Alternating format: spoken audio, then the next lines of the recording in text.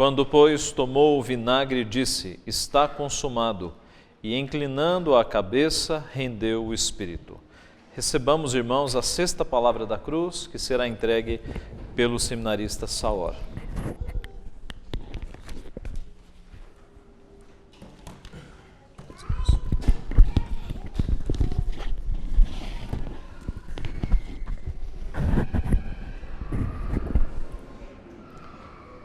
Meus irmãos, a palavra que nós vamos estudar é a sexta palavra, como já foi dita, e se encontra na passagem de João, capítulo 19, versículo 30.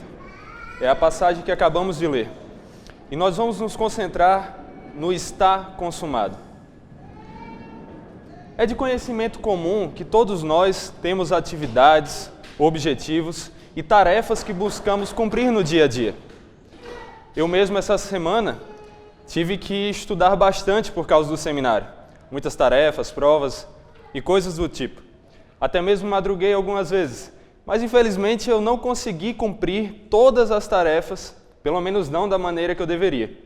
Isso é algo comum não só para os seminaristas, mas para os estudantes em geral, para os funcionários e, enfim, para todos nós. Todos temos atividades que precisamos fazer, alvos a cumprir, mas nem sempre conseguimos cumprir como deveríamos. Mas essa passagem, João, capítulo 19, versículo 30, nos mostra que, ao contrário de nós, Jesus não falhou em alcançar o seu objetivo.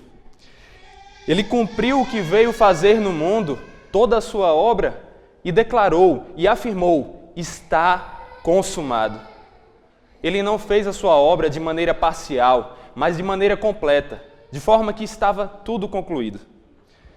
A frase traduzida como está consumado pode ser entendida de duas maneiras: está pago e está concluído.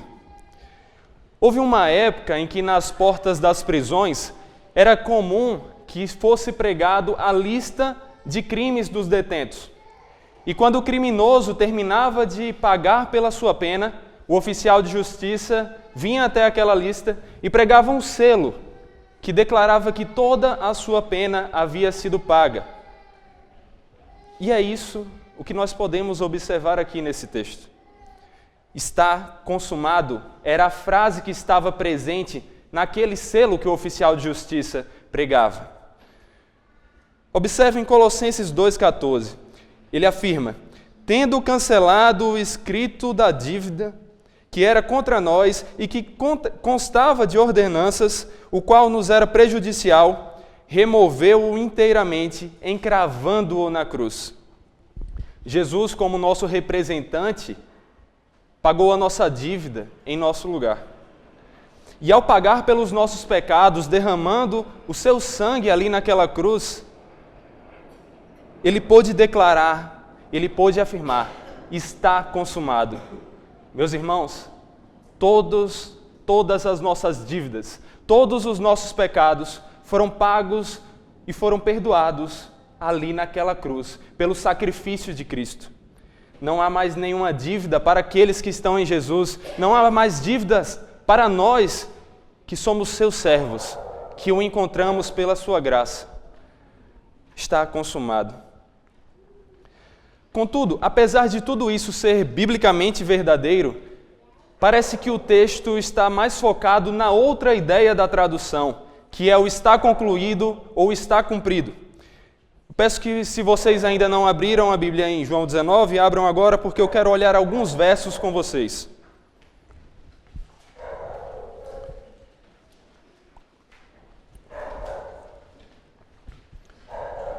O verso 24 tem escrito: disseram, pois, uns aos outros: não a rasguemos, mas lancemos sorte sobre ela, para ver a quem caberá, para se cumprir a Escritura.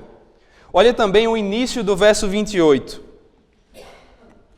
Mais tarde, sabendo Jesus que já estava concluído, para que a Escritura se cumprisse, observem a repetição da palavra cumprir.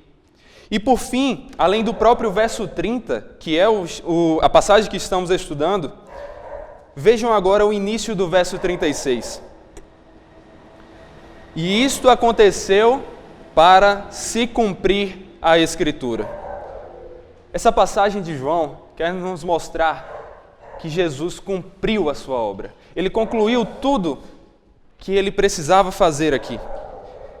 De maneira que nós podemos realmente louvar a Deus e agradecer pela obra de Cristo, porque ela está consumada. Nós não podemos e nem precisamos acrescentar nada, porque tudo está completo ali. Não precisamos mais acrescentar algo ao que está perfeito. Observem também que todas as Escrituras, as profecias, os sacrifícios e as leis que apontavam para Cristo se concretizaram ali na cruz. Todo o mal ocasionado pelos nossos pecados foram pagos ali na cruz. A nossa salvação estava e está ali na cruz.